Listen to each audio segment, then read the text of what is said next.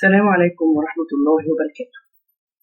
طلابي الحلوين جريد 7 أولى إعدادي.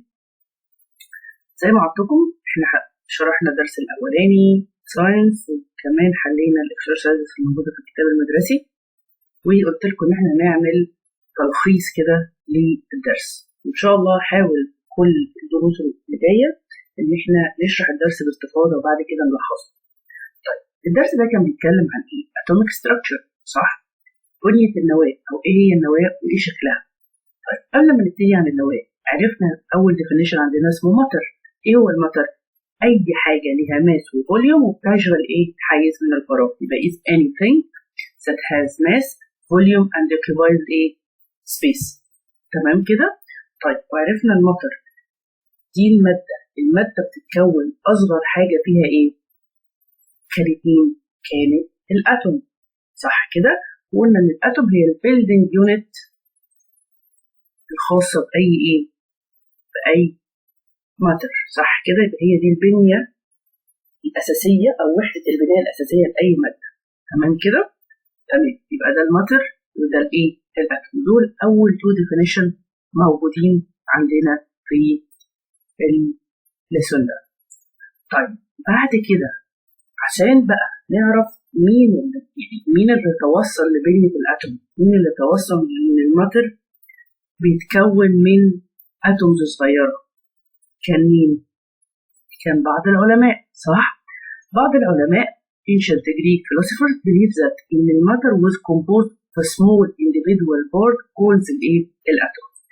في أوائل القرن 19 in early 19th century دالتون هو أول واحد first scientific theory حط first scientific theory about the atom، وقال إنها invisible. يعني إيه؟ يعني إيه إنها ما بتتجزأش تاني، يعني ما فيش وحدة أصغر منها. تمام؟ ده كان دالتون. بعد دالتون جه رازرفورد موديل أوف أتوم، قال لي موديل الأتوم. رازرفورد جه قال لنا الشكل المبدئي أو مش الشكل المبدئي، شكل الأتوم نفسها في 1909. هو كان أول واحد حط أتوميك موديول على بيزس إيه؟ على إكسبيرمنتال بيزس، صح كده؟ على تجارب علمية، ومنها قال لنا تركيب الأتوم اللي إحنا عارفينه لغاية الآن. طيب تعالوا نفتكر مع بعض الأتوم كانت إيه؟ بتتكون إزاي أو شكلها إزاي؟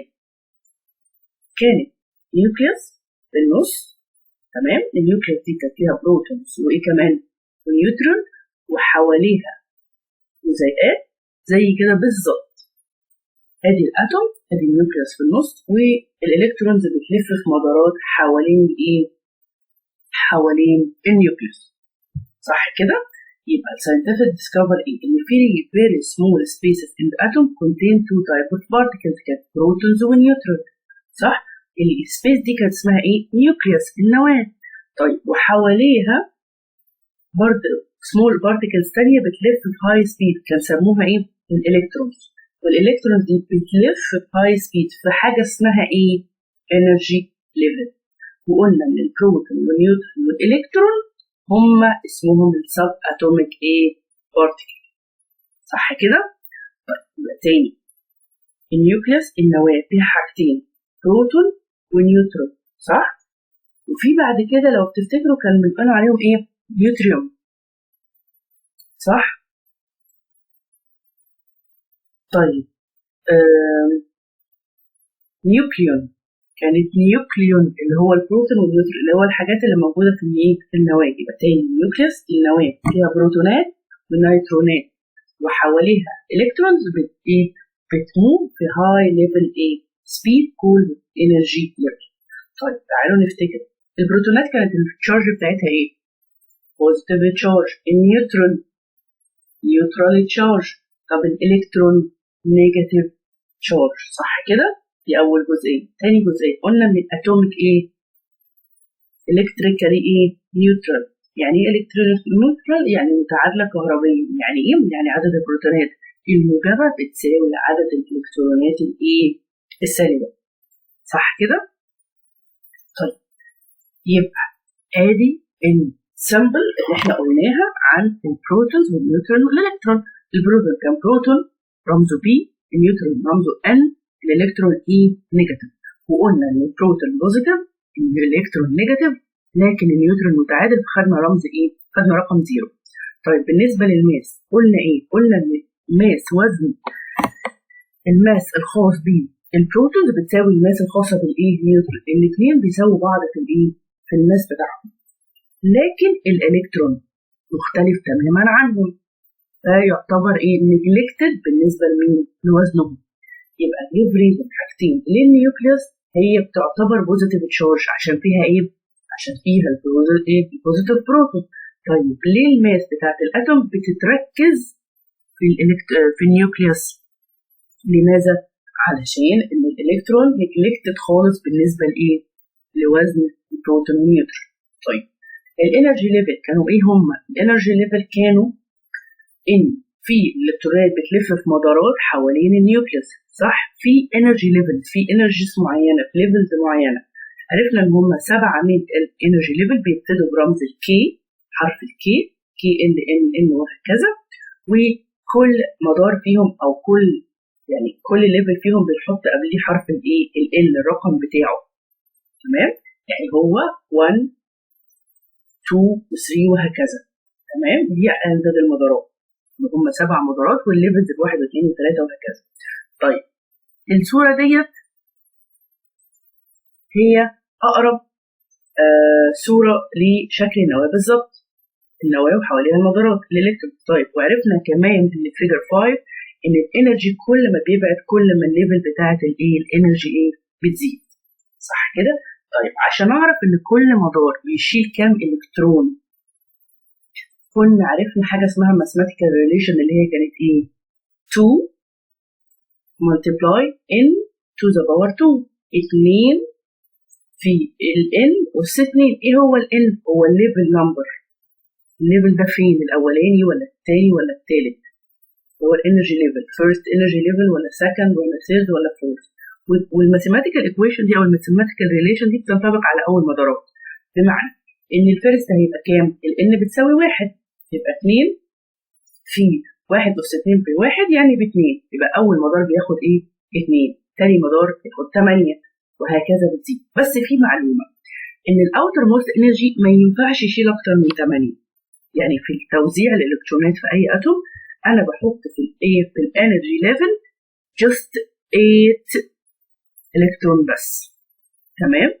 وايه اللي بيحصل؟ الاولاني بيتملي وبعد كده الثاني وبعد كده الثالث وهكذا، صح كده؟ طيب ده بالنسبه للايه؟ لتقسيم الالكترونات في النواه، في مدارات الطاقه. طيب بعد كده السيمبلز بقى والاليمنت سيمبلز او المواد نفسها او الاتومز، اوكي، خدت سيمبلز، حطينا لها صيغه او اسم، تمام، او حرف. طيب الاليمنت كان الاساس التسميه بتاعته كان قلنا ايه؟ لاتيني، وبعد كده لقينا بعض الكلمات اللاتينيه تقيله علينا حولناها للانجليش، بس السيمبل بتاعهم او الاليمنت سيمبل بتاعهم خد الايه؟ خد اللاتيني.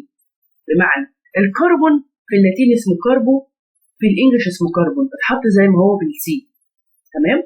طيب الكلوريوم والكلورين اتحط سي ال. تمام؟ طب مثلا الايرون والفرم، هو في اللاتيني فرم فاول حرفين منه اف اي، لكن في الانجليزي ايرون.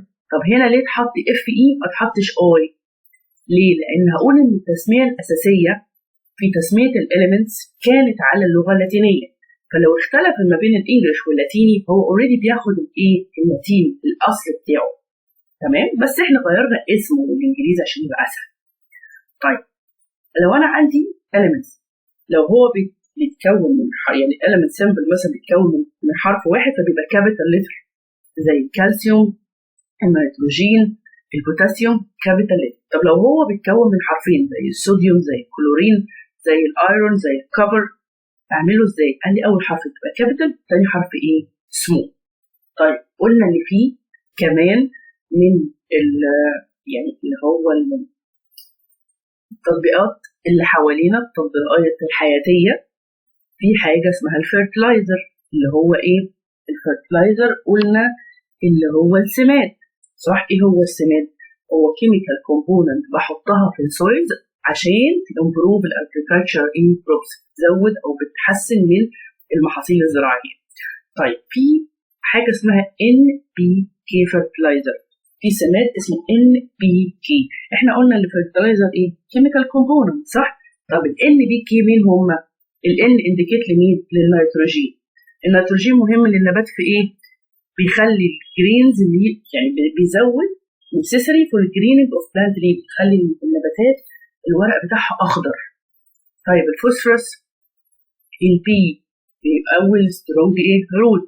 البوتاسيوم كي بيخلي هيلث الجروث بتاعت النبات كله. تمام؟ طيب بعد كده قلنا بقى السيمبل نفسها دي اتوميك سيمبل كامله. طيب الاتوميك سيمبلز دي فيها الاكس اللي هو الايه؟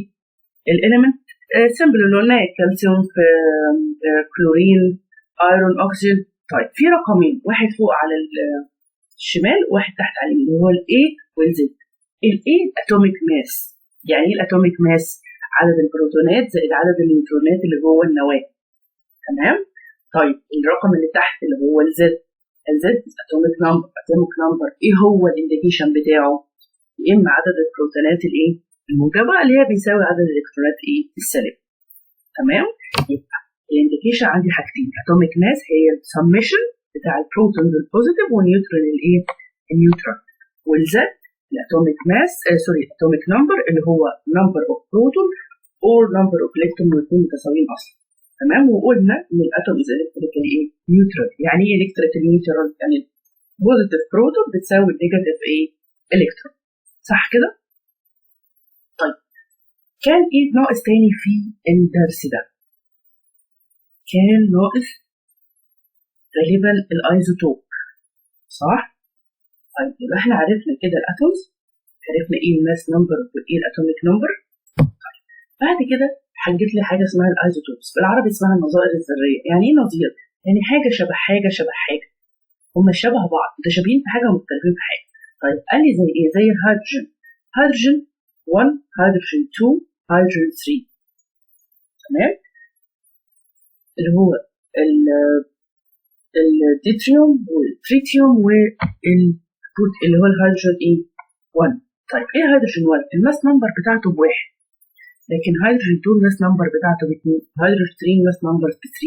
طب هم متشابهين في ايه؟ متشابهين في الماس سوري متشابهين في الاتوميك نمبر، كلهم عندهم الكترون واحد اهو، ادي واحد ادي واحد ادي واحد، بس مختلفين في الماس ايه؟ نمبر. يبقى ايه الايزوتوب؟ الاتوم the same element may exist naturally in different form، هي موجوده في الطبيعه باشكال مختلفه، لكن شبه بعض الاتوميك نمبر بس بيختلفوا في الماس ايه؟ نمبر. ليه؟ عشان ان في نمبر اوف نيوترون ايه؟ مختلفه. الماس نمبر ايه؟ مختلفه. كده الدرس خلص بكل الديفينيشنز اللي فيه. الدرس كله على بعضه اتشرح في الفيديو ده، واتمنى ان انتوا تكونوا فهمتوه. ولو في اي سؤال طبعا انا تحت امركم، ولو عجبكم الفيديو ما تنسوش تشتركوا في القناه وتعملوا لايك للفيديو. والى أن نلتقي ان شاء الله في الدرس اللي جاي اللي بيتكلم عن البريودك تيبل، وايه اللي حصل في البريودك تيبل، وايه هو البريودك تيبل. ان شاء الله بالتوفيق، اكون معاكم باذن الله لغايه ما تحققوا احسن الدرجات في الساينس جريد 7 اولى اعدادي ان شاء الله. باي باي. كانت معاكم اسمها. السلام عليكم ورحمه الله وبركاته.